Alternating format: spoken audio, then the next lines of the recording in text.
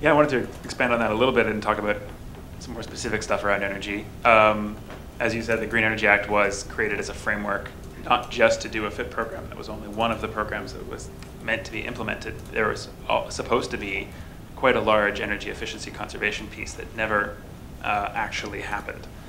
And I don't know why that file has completely languished, but it's a huge missed opportunity.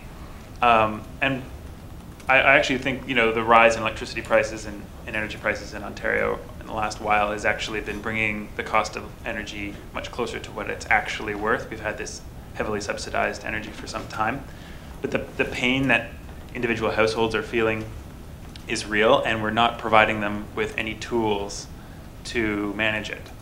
So it's very unfair for us to raise the cost of or have continue to allow the cost to rise without providing any tools. It's not a personal thing. So there are a number of efficiency tools we could put in place. The Environmental Commissioner has been excellent in the last while, hammering home some of the options that we have in front of us.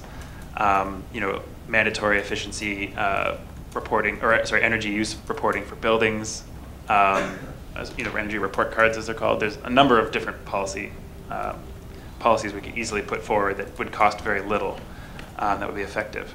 I also wanted to quickly touch on, I had the pleasure of attending a meeting for a thing called Project Neutral the other day, which is a project to actually get some specific neighborhoods in Toronto to become neutral. And one thing that they've done is surveyed how people use energy by household in these neighborhoods.